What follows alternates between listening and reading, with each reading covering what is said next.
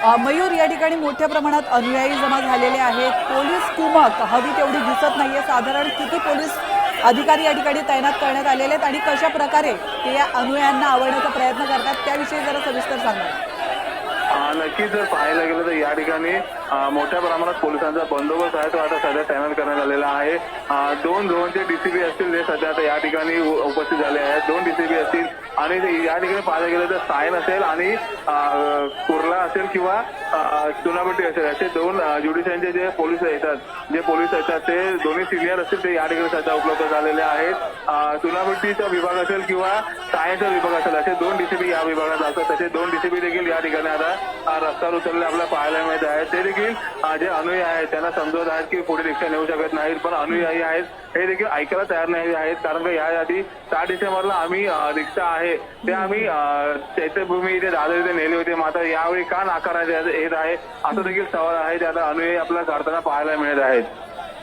मयूर, दरवर्षी प्रमाणे यावर्षी देखील हे अनुयायी रिक्षातून या ठिकाणी आलेले आहेत।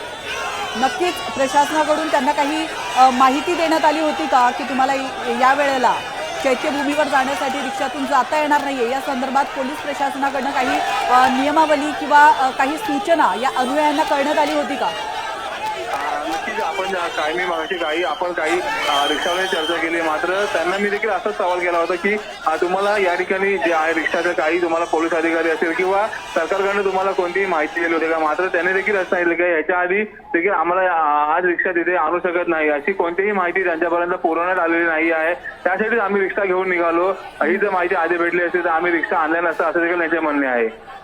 मयूर, आपण अनुयायांचं तर म्हणणं ऐकून घेतलं, मात्र पोलीस प्रशासनाचं काय म्हणणं आहे?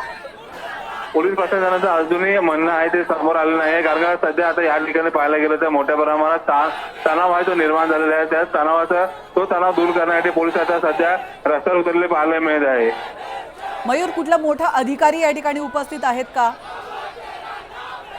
नक्कीच मयूर, तुम्ही आमच्यासोबत असेच थांबा। आपण पुन्हा एकदा वळतो या दृश्यांकडे। मोठ्या संख्येने अनुयायी या ठिकाणी जमा झालेले आहेत। आम्हाला रिक्षातून का जाऊ दिलं जात नाही असा प्रश्न त्यांच्याकडून विचारला जातोय आणि त्यांना कुठल्याही प्रकारचं व्हॅलिड आन्सर मिळत नाहीये पोलिसांकडून, त्यामुळे ते संतप्त झालेले आहेत आणि आम्ही इथून रिक्षानेच जाणार या विषयावर ते ठाम आहेत। तर एकीकडे आपण पाहतोय रिक्षाला अडवतानाची दृश्य आणि ही रिक्षा चालक पुढे घेऊन जाताना पाहायला मिळतोय, मात्र या रिक्षाला अनेक पोलिसांनी अडवलेलं आहे आणि या रिक्षा चालकाला ताब्यात घेतलंय। तर दुसरीकडे मोठ्या संख्येने आंदोलक जमा झालेले आहेत। अनुयायांनी आंदोलकांचं रूप धारण केलंय आणि त्यांनी रस्त्यावर ठाण मांडलेलं आहे, रास्ता रोको केलेला आहे।